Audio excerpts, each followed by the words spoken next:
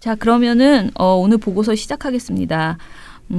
ILO 협약과 관련된 신문 모니터 보고서인데요.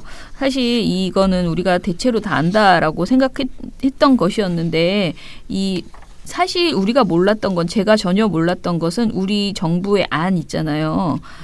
이 안에 대해서는 거의 제가 안 읽어본 처음 봤어. 그래서 이거를 지금 시영 씨가 굉장히 꼼꼼하게 읽고 언론 보도에서 말하는 것이 무엇이 모순인가를 잘 정리를 해줬거든요. 자, 시작해 보겠습니다. 고추장에 된장 김치에 깍두기 잊지 마라 잊지마 너와 나는 한국인 신포부리 민원년 신문 모니터 우리식 글로벌 스탠다드 특집. 신포부리야 신포부리야 우리식 글로벌 스탠다드. 그러면 글로벌 스탠다드가 아니잖아. 우리식이면 그게 무슨 말이야? 근데 항상 그 경제지나 이런 데서 노동 관련 보도를 할 때 몇 가지를 글로벌 스탠다드라면서 이렇게 해야 된다고 하는 게 있어요. 근데 반대로 진짜로 글로벌 스탠다드인 거는 하지 말라고 하고 있죠. 이렇게 노동 관련인 거는 되게 모순적인 그런 보도를 하고 있습니다. 우리식 글로벌 스탠다드라. 자, 일단은 ILO 협약 우리가 핵심 협약 얘기를 여러 번 했어요. 저희 방송에서 한 2번 정도 설명을 해드린 적 있습니다. 유엔 산하의 국제노동기구 ILO에서 8가지 협약을 핵심 협약으로 정해놓고 모든 회원국들에게 비준을 촉구하고 있는데요. 우리나라가 이 중에서 이 지금 4개 협약을 비준하지 않았다라는 거죠. 한국이. 여기까지는 우리가 이제 이야기를 한 바 있습니다. 그리고 이것을 비준하지 않으면 유럽연합이 그 한EU FTA 관련해서 우리에게 어떻게 보면 불이익을 줄 수 있다. 우리가 가입하지 않은 것, 비준하지 않은 것에 대해서. 그래서 우리가 이거를 막 조중동은 아유 그런 거 하지 않아. 누가 걔네들이 그런 거 안 해라고 오히려 이렇게 뭉개고 있고 또 어떤 곳은 이거를 해야 된다. 특히 이제 노동계에서는 어찌됐든 핵심 협약을 계속 비준하지 않는 것은 사실 국제적으로 부끄러운 일이다라고 이야기를 하고 있습니다. 자, 그래서 이 핵심 협약 그 자체에 대해서 좀 설명을 해주세요. 네, 아까 그 보수 신문들이 이거 EU가 절대로 ILO 협약 비준을 안 했다고 우리한테 제재할 수 없다.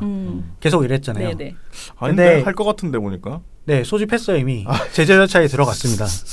그 전문가 패널 소집 절차라고 있는데 이게 무역제재 들어가기 전에 첫 단계거든요. 그래서 상황이 이렇게 되니까 정부도 막 약간 안이하게 생각하고 있었나 봐요. 그래서 정부도 경사노위에서 ILO 협약 관련해서 그 일종의 협의를 진행하고 있다가 깨졌잖아요. 지금 경사노위가 지금 거의 무력화된 상태인데 그 이후로 정부도 가만히 있다가 이제 EU가 전문가 패널 소집에 나서니까 정부도 이제 급했는지 그 공익위원 그때 경사노위에서 공익위원안으로 정리됐던 내용을 갖다가 그대로 그 입법 예고를 했습니다. 아니 근데 저는 경제지들이 이렇게 하는 거는 사실 그것도 이해가 안 가지만 그건 조금 이해가 가는 면은 있는데 정부에서 왜 그렇게 했을까요? 왜냐하면 이거를 사실은 하게 되면은 저는 그렇게 생각하는데요. 정부가 이걸 협약을 비준을 하면 이제 굉장히 우리가 그동안 해왔던 노동 정책관에서부터 훨씬 더 진보적이 되는 거기 때문에 어떤 그 보수 집단의 반발이 엄청날 거라고 생각하거든요. 그래서 그것 때문에 뭉개일 수밖에 없는 것 아닐까. 진짜 어지간하게 반발 이상의 반발을 할걸요. 지금 우리 52시간제 이 상식 수준의 일을 하고 있는데도 이 난리를 치는데 지금 여기에 있는 이 법을 다 만약에 정말 제대로 비준해서 우리가 이걸 현실화시킨다? 그러면 난리가 날 겁니다. 사실 이거랑 국내법이 충돌하는 부분이 여러 가지가 있는데요. 대표적으로 이제 노조 설립 신고서 내는 조항 있잖아요. 거기서 그 정부가 직권 심사를 할 수 있게 되는 조항이 있어요. 그 직권 심사를 해가지고 이 노조가 설립 신고서 조건에 맞지 않는다 그러면은 노조를 없앨 수 있거든요. 근데 제가 듣기로 그 노동법 공부할 때 듣기로는 다른 나라에도 이런 노조의 설립 신고 관련된 기준들이 있는데 그거를 노조 설립 심사에 적용하지 않고 그 단체 협약 같은 거 효력 같은 거 판단할 때 개별로 이제 판단을 한다고 합니다. 그래서 이런 것도 걸리고요. 그다음에 대체복무 조항 있잖아요. 이것도 네. ILO 협약에 걸립니다. 아 그래요? 네. 네. 그리고 교원노조랑 소방노조, 공무원노조가 단체 행동권이나 이런 거 제한돼 있는 것도 여기에 걸리고요. 참. 그래서 이런 되게 많은 부분에서 국내법하고 충돌이 있기 때문에 그렇게 국내법이랑 우리나라가 되게 노동권으로는 되게 후진국이네요, 진짜. 네, 그래서 ITUC에서도 국제노총에서도 계속 막 우리나라가 노동인권이 파탄난 수준이라고 계속 지적을 하고 있죠. 네. 아니 근데 정말 우리가 그동안 여러 번 얘기했지만 이 미국은 하나도 비준하지 않았다면서. 2개의 비준했습니다. 뭘 비준했어 그러면? 야, 그거는 잘 모르겠는데. 그거는 잘 모르겠는데. 2개 비준하고 있습니다. 근데 그런 미국도 경찰 노조는 돼요. 그런데 네, 경찰 노조는 파업도 해요. 그러니까 우리는 그래서 미국만 믿고 지금 이러고 있는 거 아닙니까? 지금 진짜 큰일이네. 참 아무튼간에 그런데 이번 그 ILO 협약 반영한 노동관계법 개정안 이것이 이제 나왔어요, 그죠? 나왔습니다. 나오기는. 그런데 이것에 대해서 지금 7월 31일 날 나왔어요. 이 입법 예고안이 개정안이. 네, 31일 나왔습니다. 그러니까 그래서 31일에 보도량이 대부분의 언론사에서 제법 나왔네요. 막 4건, 5건, 2건 뭐 이렇게 나왔습니다. 자, 어떤 보도량과 입장 쭉 얘기를 해 주세요. 네, 일단 ILO 협약에 관련해서 신문들이 이게 친노조적 정부라고 계속 비판을 하잖아요. 네, 네. 근데 그런 그 통념과는 달리 노사 양측이 모두 이 그 협약 그죠. 노조 개정안에 반발을 입장에서는 했습니다. 성에 안 차지. 그렇지. 예. 특히 소위 특고라고 불리는 그런 사람들의 이제 노조 가입을 허용해야 된다는 네. 공익위원회는 그 내용이 있었는데 네. 여기에는 이 개정안에 빠져가지고 그 내용 가지고도 이제 많은 비판이 있고요. 그 다음에 또 나중에 또 설명을 드리겠지만 여기 경총의 의견이 어느 정도 반영이 됐어요. 그래서 직장 점거가 금지됐고요, 일단. 그리고 단체 협약의 유효 기간이 3년으로 늘었습니다. 2년에서. 노동계 측은 이런 조항에 반발했고요. 경총은 이제 뭐 하는 말이 뻔하죠. 이 모든 이거 자체가 잘못됐다. 이거 하지 말았어야 한다. 그냥 클래스가 다르다. 그냥 모든 비준을 하지 말았어야 된다. 오히려 아니면은- 후퇴시키자라고 할지도 몰라. 아니면은 자기네들 대신에 이걸 비준할 거면은 자기네들 요구안이 반영이 돼야 된다고 했잖아요. 그 나중에 그 근데 요구안에 그 대해서도 요구안을 말씀을 반영할 드릴 거면 텐데 비준을 왜 하는지 모르겠어. 정말 어느 하나도 고작이라고 평가할 수가 없는 그런 굉장한 요구안입니다. 그래서 양측이 모두 반발했고요. 그래서 이제 신문들이 각각 이 개정안에 대해서 보도를 했는데요. 그 제가 양측의 입장을 얼마나 반영했는지 그거를 봤습니다. 네. 그랬더니 중앙일보를 빼면은 양측 입장을 모두 보도를 했는데요. 네. 중앙일보는 이제 노축 의견을 한 줄도 싫지 않았다는 게 특징적이었습니다. 그러니까 이제 그게 뭐야? 경총이 반발한다는 중앙일보만 보는 사람은 이제 경총만 반발하는 것처럼. 그리고 분량을 약간 봤는데요. 경향신문에서는 노측 입장만 보도한 게 2건이었고요. 그 양측 입장을 보도한 게 2건이었습니다. 근데 양측 입장을 보도한 기사에서도 전반적으로 노측 입장에 힘을 실어주는 그런 보도들이었고요. 네. 반면에 그 한겨레도 약간 양측 입장만 2건 했습니다만 그 비슷했습니다. 경향신문과. 반면에 이제 동아일보랑 조선일보, 서울경제, 한국경제 이런 신문들은 양측 입장을 보도를 기본적으로 노측 입장을 한 줄 정도 실어주긴 하는데 전반적으로 경총 입장이 좀 더 길었고요. 길게 반영이 돼 있고요. 그 다음에 또 경제신문이야 뭐. 네. 당연한 일이죠. 어찌 보면 당연한 일인데요. 네. 사측 입장을 자세히 이제 설명해서 풀어 쓴 기사도 몇 건 있었습니다. 그러면 한겨레 경향의 보도 내용 그래도 그 뭐 여기가 정답은 아니지만 한겨레 경향의 그러니까 주장을 조금 먼저 짚고 그 다음에 문제적인 보도들을 쭉 이야기해 볼까요? 우선 이번 입법 예고안을 바라보는 언론들의 해석 차이가 있는데요. 네. 그 경향신문에서는 사설에서 ILO 핵심 협약은 국제 노동 기준에 부합하도록 회원국 노사관계의 제도와 관행을 개선하자는 게 취지다. 당연히 결사의 자유, 강제노동 금지 원칙을 존중하고 실현하는 방향으로 노동관계법이 개정돼야 한다.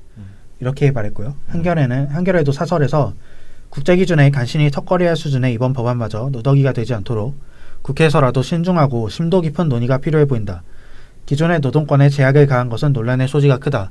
그러니까 ILO 협약이 기본적으로 노동인권을 보장하기 위한 국제 협약이기 때문에 네. 당연히 이를 반영한 법 개정은 노동인권을 향상시키는 쪽으로 개정이 돼야 되고 오히려 이제 협약을 비준한다고 하는 것 자체가 문제라는 인식이죠. 근데 이제 다른 신문사들은 전반적으로 불편한 감정을 이제 내비치면서 불편한 입장을 내비치면서도 약간 해석의 차이가 있었는데요. 동아일보가 약간 정석적인 입장이에요. 정석. 네. 정석은 뭐죠? 경총 입장에서 정석적인. 네. 네. 동아일보는 사설에서 대폭 강화된 근로자 단결권에 상응해 이를 견제할 사측의 조업권과 방어권은 거의 보완되지 않았다. 먼저 기울어진 운동장을 바로잡고 기업과 노동 문화가 유럽과 다른 우리 현실에 맞춰 추진하는 것이 바람직하다. 그래서 이제 우리식 글로벌 스탠다드라고 표현을 한 건데요. 이 ILO 협약을 도입할 거면은 사측의 의견도 많이 들어가야 사측의 입장이 많이 반영돼야 균형을 맞춰야 된다고 하는데 그게 ILO랑 전혀 상관없이 그냥 아무 얘기하는 거네 그냥. 그렇죠. 아마 ILO 협약이 없었어도 이런 입법안을 내자고 했을 거예요. 그렇겠지. 지금 ILO 협약 얘기하고 있는데 왜 사측이 갑자기 왜 들어가요? 심지어 그렇게 반영을 하면은 이 협약에 위반될 수도 있어요. 그러니까 그게 말이 안 되는 거잖아. 노측에서는 약간 그렇게 주장을 하고 있고요. 뭐 여기서 그것까지 다룰 것은 아니니까. 일단 세게 주장을 해야 어떻게 하나라도 덜. ILO 자체가 안 되는 건데. 아니 그래서 우기는데 돈 드냐 그러고 일단 주장은 해야 됩니다. 아니 성립 자체가 원래 안 되는데 세상이 그런 자꾸. 겁니다. 참. 네, 그리고 서울경제랑 한국경제도 약간 동아일보랑 비슷했고요. 더 이상 뭐 얘기할 덧붙일 첨언할 필요는 없을 것 같습니다.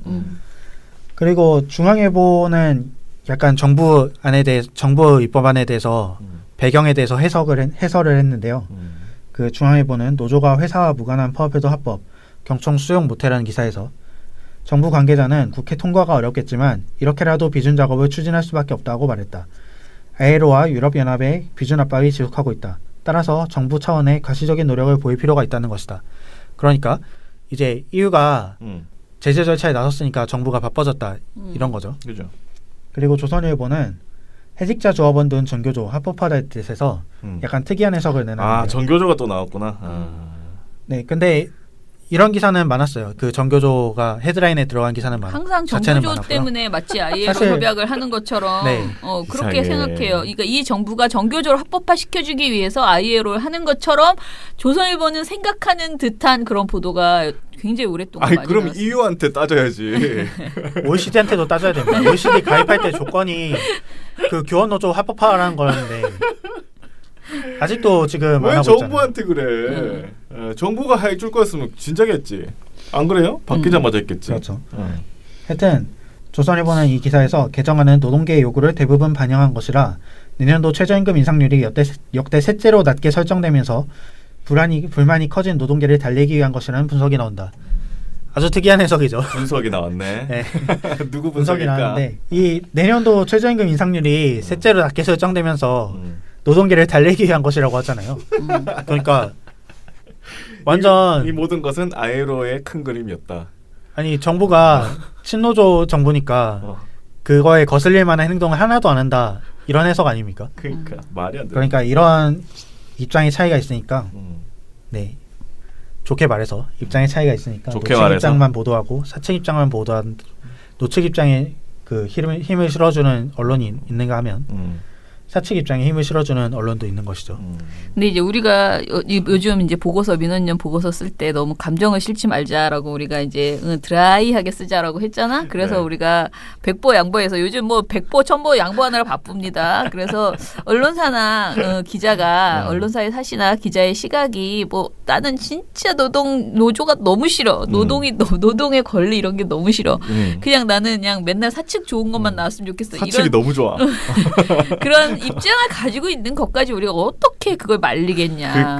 그건 어쩔 수 없다 치더라도 이를 전하는 과정에서 기본적으로 정부 개정안을 알려줄 거면 그 개정안을 정확하게 알려줘야 되잖아요. 그렇죠. 그리고 그걸 비판하는 데 있어서도 자기가 성에 안 차서 비판하는 게 아니고 진짜 비판할 점을 비판을 해야 되잖아요. 그런데 이제 그 부분에 있어서 이게 설명과 해석이 타당하지 않아. 그러니까 당연히 비판도 억지 비판인 그런 경우들이 그렇죠. 있다는 거죠. 그래서 그런 것들을 찾아봤는데요. 그 결과 지금 이제 시영 씨가 세 개의 보도를 이야기를 해요. 그런데 이 보도가 세 개의 보도 속에 나오는 여러 가지 이야기들을 이후부터 제가 쭉 네 가지 이제 지점으로 얘기를 할 거기 때문에 동아일보, 중앙일보, 한국일보라고만 말을 할 거예요. 그래서 지금은 제목을 제가 처음에 한 번만 읽어드릴게요. 그런데 계속 그 특정 한 기사의 이 내용들이 계속 중복돼서 나오기 때문이에요. 이런 문제점들이. 동아일보의 불법 파업 해고자도 계속 노조 활동, 노조 정치투쟁 거세질 우려라는 7월 30일의 보도, 그리고 중앙일보의 노조가 회사와 무관한 파업해도 합법, 경총 수용 못해라는 보도가 중앙일보 7월 31일, 그리고 한국경제 해고자가 임금 협상, 노조 전임자도 급여받아, 노동 권력에 날개 단다. 야, 제목 죽이지 않냐. 이런 날개까지 달아버렸어. 노동 권력이. 그런 기사가 7월 31일 한국경제에 나왔습니다. 이 세 개 보도가 모두 다 이번 ILO 협약을 반영한 국내 그러니까 노동법 개정안에 대해서 분석하는 그런 보도였는데요. 이 보도에서 우리가 이건 아니지 않냐라고 지적하는 것들이 지금 네 가지. 그렇죠. 작은 번호로 네 가지 정도 있었습니다. 첫 번째, 해고자 실직자 노조 가입 허용 관련 왜곡이 있었다라는 것입니다. 네, 이에 대해서 해고자 실직자가 노조 가입이 이제 허용되게 됐다는 거는 개정안의 핵심적인 내용이긴 해요. 네. 근데 문제는 여기다가 동아일보랑 중앙일보가 불법 파업으로 해고돼 자격을 잃은 조합원도 별다른 제약 없이 노조 활동을 이어갈 수 있다. 외부 단체 활동가가 개별 기업의 노조원으로 들어갈 가능성도 배제할 수 없다. 이렇게 얘기를 했는데요. 이렇게 얘기를 했고요. 그리고 한국경제는 정부한 대로라면 실직자 해고자도 기업 단위 노조에 가입할 수 있고 임원도 될 수 있다. 회사 직원 대신 해고자가 노조 대표로 임금 및 단체 협상에 나설 수도 있다. 이렇게 보도를 했어요. 근데 문제는 이게 원래도 할 수 있던 일입니다. 그러니까. 네. 그 동아일보랑 중앙일보가 우선 기업별 노조라는 거를 언급을 안 하고 해고자 실직자가 노조 가입이 이번 개정안으로 허용되게 됐다. 이렇게 얘기를 했는데요. 그거는 원래 가능했습니다. 그러니까. 그 개별 판례적으로 인정이 되었던 거고요. 이번에 개정안에 명시를 한 거는 해고자 실직자가 기업 단위 노조의 종업원이었다는 것만 인정이 되면 가입할 수 있게 되었다는 거고요. 그래서 기업별 노조를 언급하지 않은 동아일보와 중앙일보의 설명은 처음부터 틀린 설명이고 동아일보가 해고자가 별다른 제약 없이 노조 활동을 이어갈 수 있다고 했잖아요. 근데 개정안에서는 해고자 실직자가 노조 입원이 되는 것은 금지했어요. 근데 동아일보도 이걸 말하거든요. 그러면은 도대체 이게 입원이 될 수 없다는 게 별다른 제약이 아니라면 도대체 뭔지 알 수 없다는 거 아닙니까? 그러니까 기사 한 문당 안에서 기사가 이제 반박이 되는 거고요. 서로 싸우고 있네. 네. 또 그 가장 문제적이었던 게 이번 개정안으로 교섭 시 해고자나 실직자가 교섭 대표가 될 수 있다는 우려를 내놨어요. 근데 이것도 원래 할 수 있던 일입니다. 심지어 법에 명시가 돼 있어요. 노조법 제29조 제3항에 노동조합과 사용자 또는 사용자 단체로부터 교섭 또는 단체 협약의 체결에 관한 권한을 위임받은 자는 그 노동조합과 사용자 또는 사용자 단체를 위해서 위임받은 범위 안에서 그 권한을 행사할 수 있다. 이렇게 명시가 돼 있어요. 근데 이번 개정안으로 마치 가능해진 것처럼 그게 또 굉장히 문제인 것처럼 얘기를 하거든요. 그러니까 최소한 이제 사실 왜곡은 하지 말아야 될 텐데 이런 문제가 있었고요. 두 번째 문제가 노조 전임자 임금 지급 관련 왜곡입니다. 이게 쉽사리 이해할 수 없는 근로시간 면제제도라는 제도가 있거든요. 이게 왜 들어왔냐면 노조법에서는 노조 전임자한테 임금을 못 주게 돼 있어요. 왜냐하면 이게 그 노조의 자율성을 침해한다고 해서 들어온 조항이거든요. 이게 또 사용자가 엄청나게 원했기도 했고 그래서 이게 근로시간 면제제도라는 제도 하에서 일정 시간 범위 안에서 법조항에 따르면은 노조 전임자가 임금 손실 없이 노조 관련 업무에 종사할 수 있도록 한다 이렇게 돼 있는데요. 그럼 이제 법학자들 입장에서 머리가 아파지는 거죠. 이게 임금을 주면 불법인데 그렇지. 그러면은 근로시간 면제제도로 주어지는 돈은 분명히 임금은 아닐 텐데 뭐야? 이게 뭐냐? 약간 그래서 법학자들이 그동안 머리가 아팠는데요. 이번 개정안에서 그 근로시간 면제제도 자체는 유지를 시키면서 이 범위 안에서 노조 전임자가 받는 것 자체는 임금으로 이제 명확하게 규정을 했습니다. 그게 약간 개정안의 골자라고 할 수 있는데요. 이에 대해 동아일보는 노조 전임자 임금 지급을 목적으로 한 쟁의 행위에 대한 처벌 규정을 삭제하기로 한 것은 문제라는 지적이 나온다. 노조가 전임자 임금을 위해 쟁의할 수 있는 길을 열어준 것이라는 얘기다 라고 보도를 했고요. 중앙일보도 면제 한도를 초과하는 임금을 달라며 벌이는 파업에 대한 처벌 규정을 삭제했다. 떼쓰면 주라는 얘기와 다를 바 없다. 정부는 무효라고 하지만 실제로 주면 어떻게 제어할 것인지 뾰족할 수도 없다. 면제 한도 그 초과 급여 무효 조항은 사족인 셈이다 라고 보도를 했습니다. 근데 전임자 임금 지급을 목적으로 한 파업에 대한 처벌 규정을 이번 그 개정안에서 삭제한 건 맞거든요. 근데 논리상 봤을 때 전임자가 받는 게 임금이 된 거 아닙니까? 그렇지. 근데 기본적으로 노조가 하는 파업은 임금을 목적으로 한 파업이죠. 그러면은 만약에 전임자 임금 지급을 목적으로 한 파업에 대한 처벌 규정이 여전히 남아있다. 그러면은 모든 파업이 이제 처벌되는 거 아니겠습니까? 노조가 올려달라고 하는 임금에는 전임자 임금이 당연히 포함이 돼 있는 것이고. 그러네. 그리고 딱 노조가 전임자 임금을 올려달라고 파업할 일도 없잖아요. 그러니까 이제 약간 말이 안 되는 얘기를 하는 것이라는 그렇게는 안 하겠죠. 뜻이고요. 그리고 또 중앙일보 얘기 중에서 정부가 이 근로시간 면제 제도를 초과한 임금 지급이 무효라고 하는데 실제로 주면 제어할 수 없다고 하면서 깎아내리는데요.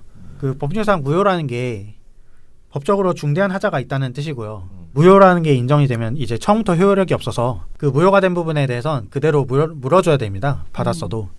그리고 이거는 이제 무효인 단체 차벽에 대해서는 제3자도 무효를 주장할 수가 있고요. 법적으로 그렇게 돼 있고요. 그래서 이것도 약간 애써 깎아내린다라고 볼 수 있는 거고요. 그리고 또 이 언론들에서는 사용자 측의 요구사항이 막 찔끔 반영됐다, 고작 반영됐다 이런 얘기들을 하는데요. 지난번 경사노위 안에서 사용자 측 요구들을 보면은 파업 중에 대체근로를 허용하고 부당노동 행위에 대한 형사처벌을 폐지하거나 아니면은 노조에 대한 부당노동 행위를 이제 노조가 할 수 있는 부당노동 행위 유형을 신설해라 이런 얘기들이 있었고요. 그게 미국에서는 있어요. 그리고 단체협약 유효기간을 연장하라. 그리고 직장 점거를 금지해라. 이렇게 네 가지 요구를 했는데요. 이번 개정안에서는 단체협약 유효기간 연장이랑 직장 점거 금지 이게 반영이 됐습니다. 그런데 어느 하나도 찔끔이라고 할 수 없는 내용이거든요. 약간 이 경사노에 대한 경영계 요구에 대해서 해설을 해드리자면 모두 노동 상권의 본질적 내용과 관련이 있는데요. 우선 단체협약 유효기간 1년 연장이 언뜻 보면 짧아 보이는데 종전 2년에 비하면 1.5배나 늘어나는 거거든요. 그만큼 노동조합이 불합리한 노동 조건들의 문제를 제기할 수 있는 기회가 1.5배나 줄어드는 것이고요. 그 다음에 그러니까 한마디로 파업의 명분을 3년마다 이제 주겠다는 거죠. 그렇지. 네. 그리고 또한 직장 점거는 이제 파업 시 대체 인력 투입을 막을 수 있는 실질적인 수단이거든요. 파업 시 대체 인력을 투입하는 거는 그 자체로 이제 파업이 그 사업자의 조업을 방해하는 거 아니겠습니까? 근데 그거를 실제로 방해할 수 없게 됨으로써 파업권을 상당히 약화시키는 거거든요. 직장 점거가 파업 시 대체 인력 투입을 막을 수 있는 실질적인 수단이고요. 대체 인력 투입을 금지하는 건 그 다음 일이고. 그래서 이 직장 점거를 금지한 것도 평화적인 파업을 사업장 내에서 그것까지 금지할 우려가 있는 것뿐만 아니라 그 약간 대체 인력 투입을 실질적으로 막을 수 있는 노조의 파업권을 침해하는 굉장히 큰 부분이라고 할 수 있고요. 네. 여기에 부당노동 행위에 4가지 유형이 있어요. 이 중에서 노조 활동을 했다고 노동자를 해고하는 것을 되게 큰 문제 아닙니까? 이거는. 그렇죠. 이거를 또 처벌하는 조항인데 이거를 이제 없애라는 거는 되게 고작인 요구가 아닌 거죠. 근데 사람들이 고작인 요구가 무슨 뜻이지? 고작, 애게 뭐 이런. 그러니까 무리한 요구를 하는 거죠, 사실. 네. 말도 안 되는 얘기를 하는 거죠, 사실은. 이 말도 안 되는 얘기 계속 듣고 있어야 돼. 그러니까. 진짜 좀 그렇다. 근데 그거를 언론들이 다 받아 써주고 있다. 네. 그러니까 내 말이 맨 초에 내가 한 그 말이 맞대니까 일단 많이 일단 밀어넣는 질러놓고. 거지. 그러니까 두 개나 지금 들어갔잖아. 그것도 사실 다 부적절한데 그럴 거면은 뭐하러 비준을 하냐고요. 그런데 비준을 해주는 것과 관련된 내용 동시에 그들이 사측이 원하는 또 뭐 이렇게 쌤쌤이 돼야 된다라고 우기는 거잖아요. 비준은 네. 그 모양새는 비준을 갖추더라도 우리는 실질적으로 사측이 계속 어떤 이익을 갖고 싶으니까 원래 비준을 한다는 것은 노동자의 권리가 강화되어야지 되는데 그렇죠. 그거를 무산시키기 위한 자기네들의 그런 말도 안 되는 고작이 아닌 그런 것들을 막 쑤셔놓고 그다음에 두 개 됐더니 고작이라고 지금 계속 찡찡거리고 있는 그런 보도 행태다.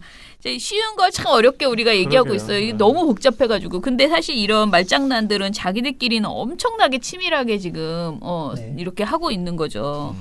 뭐 도대체 이게 참. 우리가 사실 국민들이 자기가 노동자여도 노동자의 권리를 위해서 이런 것들을 다 공부하고 내가 막 이걸 이렇게 해야 된다 노동 정책을 막 고민하고 이러지는 않잖아요. 그렇죠. 그러니까 이 정부 지금 개정안이 나왔는데 결국은 우리 노동자로서는 노동자의 어떤 그 삶을 결정짓는 굉장히 중요한 법안임에도 불구하고 지금 우리가 이거를 제대로 전달을 못 받는다는 게 되게 문제인 거죠. 이걸 제대로 우리가 공부를 하지 않아도 그렇죠. 이 일상 속에서 살면서 언론을 통해서 충분히 전달받아야 되는데 지금 완전 뭐 엉뚱한 내용들만 보고 있는 그런 상황인 거죠. 그러니까 아이웨이로 관련해서 이렇게 뭐 설명해주는 뭐 기사 이런 거 잘 못 본 것 같아요. 이게 다 설명해 주는 기사에서 나온 얘기들.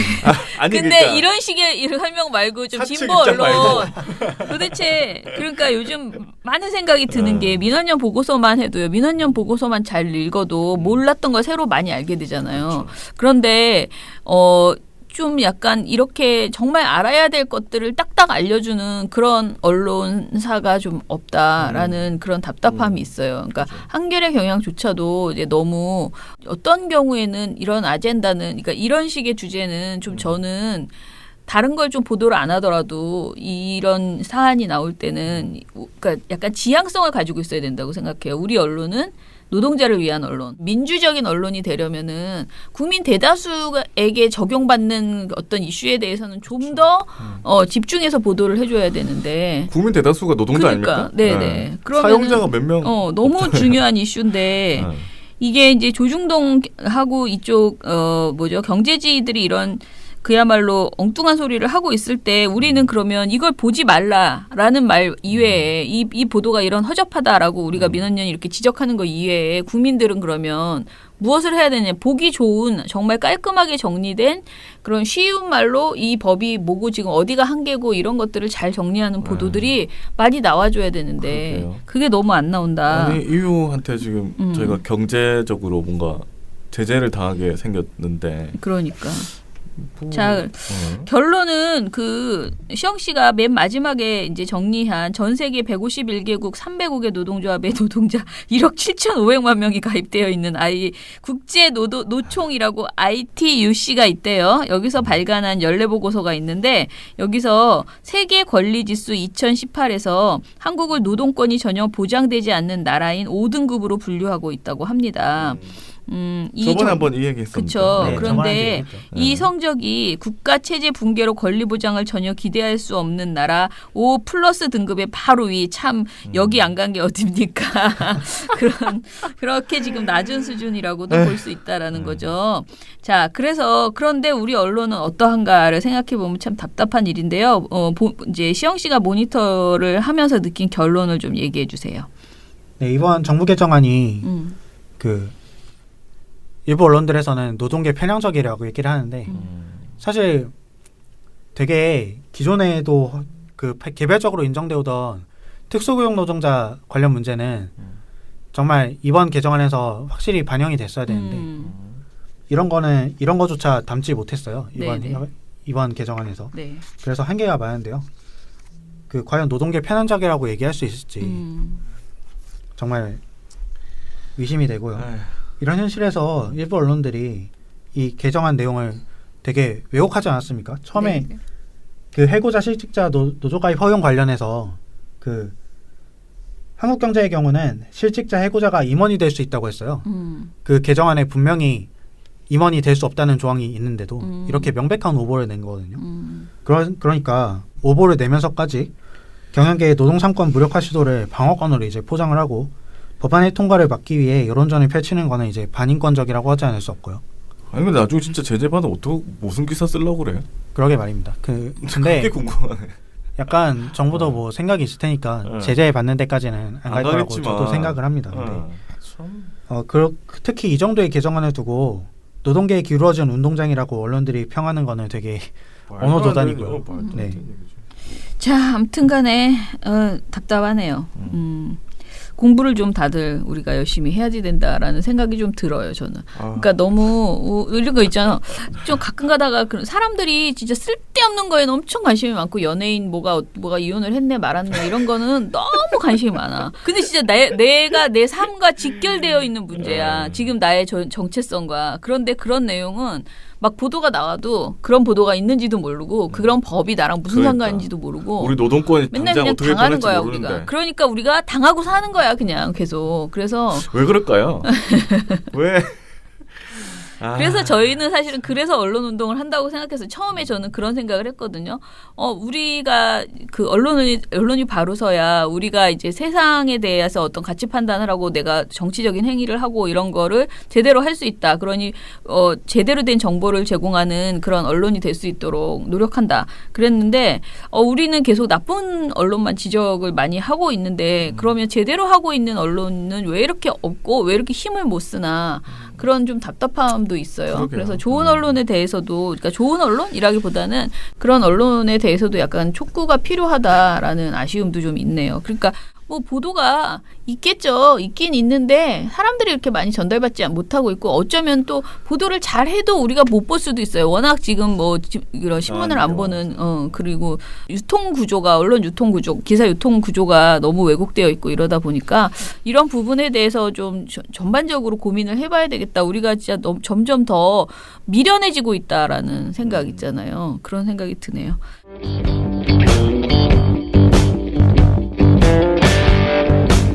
스마트폰 보다가 태연하게 가입했다. 가입이 간편하니까. 민주언론 시민연합.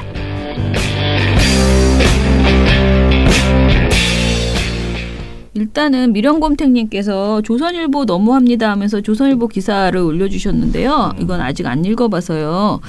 나중에 좀 볼게요. 그 시간강사법 관련한 이야기인 것 같고요.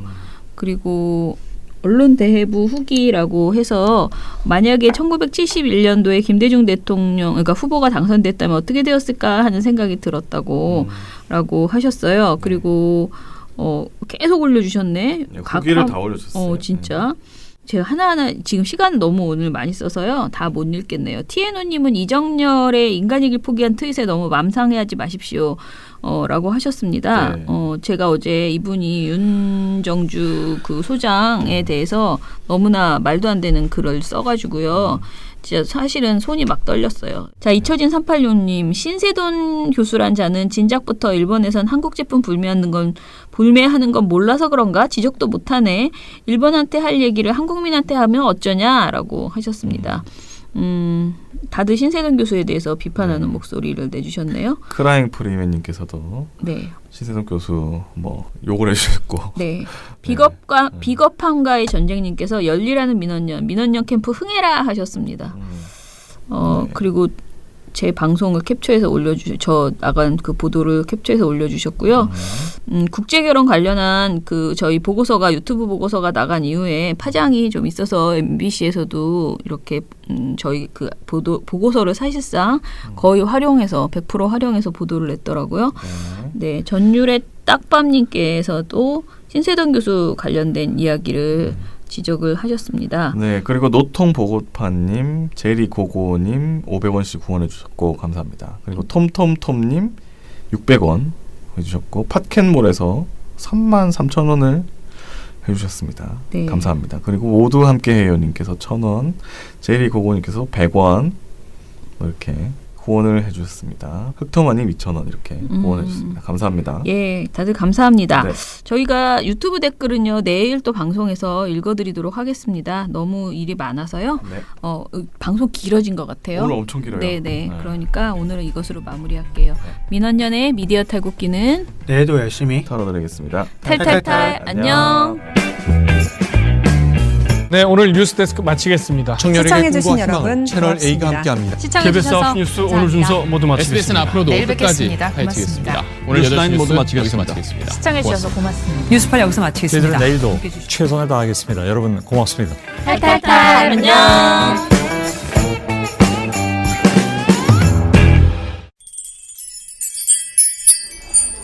민원연 회원 가입 가입하시면 매달 후원회비가 $9 지상파의 종편 신문까지 세트로 감시하는데 $9 거기에 좋은 보도 좋은 방송까지 발굴하고 팟캐스트도 매일 나가는데 $9 매달 소식지도 나가고 매년 회원들과 같이 하는 행사도 여러 개 하는데 $9 그럼 10,000원으로 하시죠. 오케이 땡큐 민원연 회원 언론 감시를 매달 10,000원으로